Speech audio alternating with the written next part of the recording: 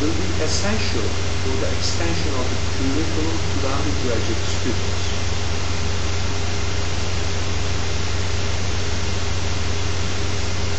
In addition to regular classical Greek and Roman courses, 3 years ago,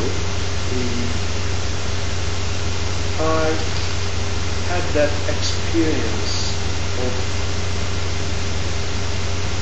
teaching a freshman of Western languages and literature department at my faculty.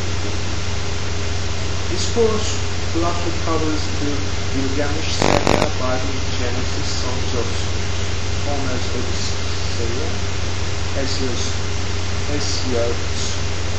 Theogonia, a tragedy by Sophocles, a comedy by Aristophanes, Plato's Apology of Socrates,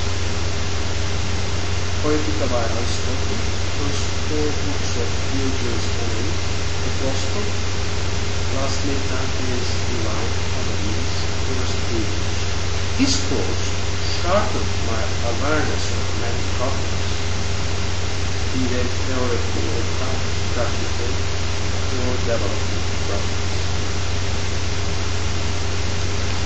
The last decades have witnessed a proliferation of articles and books over the topic, fueled by the canon wars, culture wars, over curriculum in United States.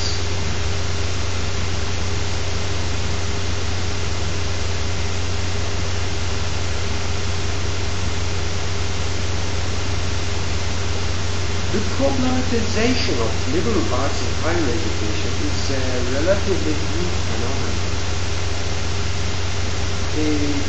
The whole gamut of works written in response to actual discussions constitute a valuable corpus from 19th century's onwards, such as Newman's famous The Idea of the University, John Stuart Mill's inaugural evidence to the University of St. Andrews, and Great Initiative by Acik. Martha Nussbaum's strong defense of humanistic education, or the late Edward Said's compelling defense of theory. It is now clear that this topic constitutes the single, the most fundamental, the liveliest, and the most widely common issue in the academic would last 2 centuries in the Western world. In order not to be lost in the trite technicalities of curriculum and organizational problems, one must take into consideration all the time of the interpretative tradition, starting as the first ground in human sciences by Buffon in the 18th century, going through 19th century and 1950s. And 20th century philosophers such as Holshoff, McIntyre, Gadamer, Whitehead, and Derrida.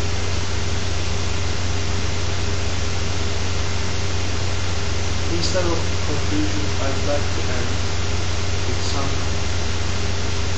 general and urgent remarks. We all know what is wrong with higher education today. Teaching and research have become so specialized, fragmented, and incoherent in such a way we cannot see that unity of knowledge necessary for sustaining general or liberal education. The same goes for the secondary education, out of more or less the same reasons. To renew the tradition of liberal arts, we need a new unifying framework of thought. The chief obstacles to liberal education come not from radical ideologies, but from utilitarian or credentialist center, which is the prevailing ethos in higher education today. Conscientious scholars and teachers must now and then ask themselves the basic question of what it means to be educated. Who would object to an education based on direct experience of classical texts themselves, which, as Matthew Arnold famously formulates, are the best that has been told and said in the world.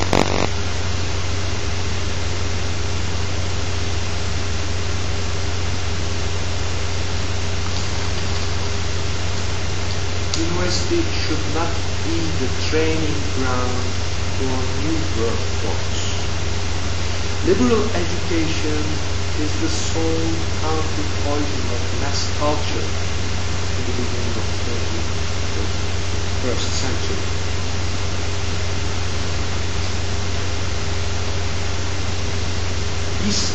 Besides providing common shared ground of higher education experience for all students, humanistic studies could be the most suitable candidate to interrelate the humanities, social sciences, science and technology, to bring the gap between so-called two cultures, science and humanities. Those things should have been self-evident, but it is not the case. So defending liberal education against the excesses of professionalism and against the utilitarian academic bureaucracy is a priority. Thank you.